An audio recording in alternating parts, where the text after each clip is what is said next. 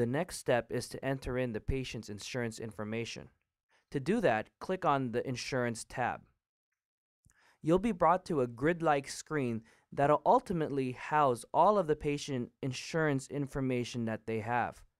This screen is able to handle multiple insurance carriers. So to enter in an insurance carrier, go ahead and click on New.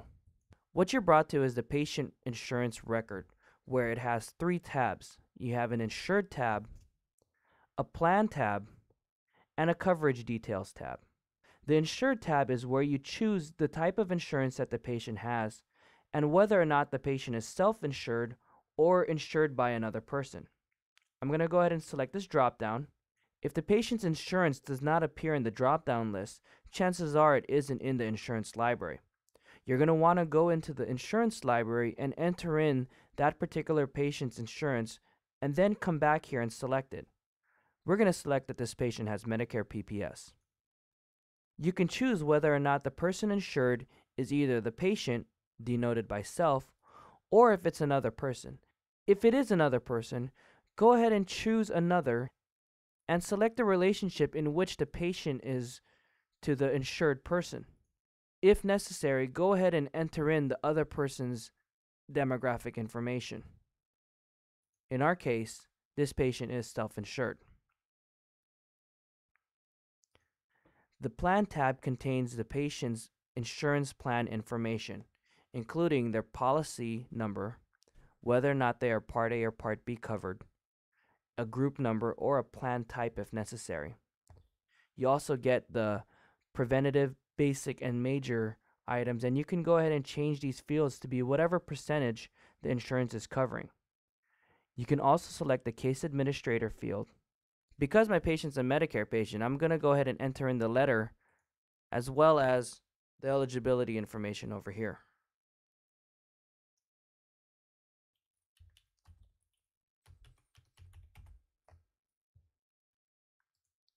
The Coverage Details tab allows you to enter in further information, such as whether or not the patient has Medicare as a secondary payer or if the patient has any additional payers.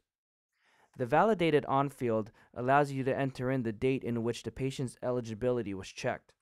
Go ahead and enter in a date and enter in the name of the person who performed the insurance eligibility.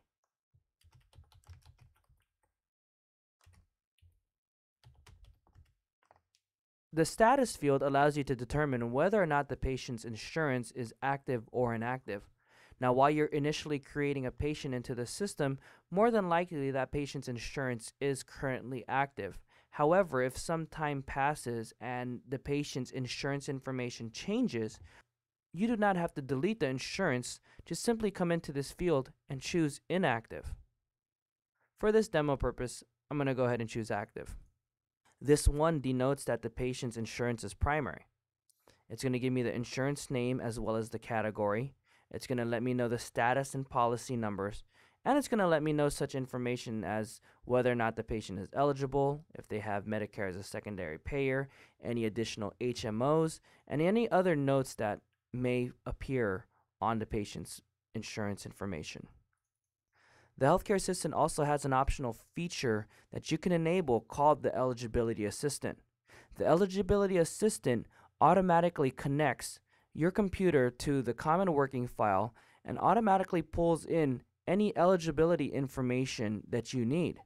Clicking the Check Eligibility button will automatically send the patient's information to the common working file and will return all insurance eligibility information.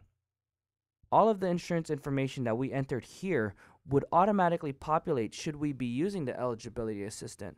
And what this does is it accurately places in your insurance record all insurance information for the patient, including whether or not the patient has Medicare as a secondary provider or any additional insurance payers.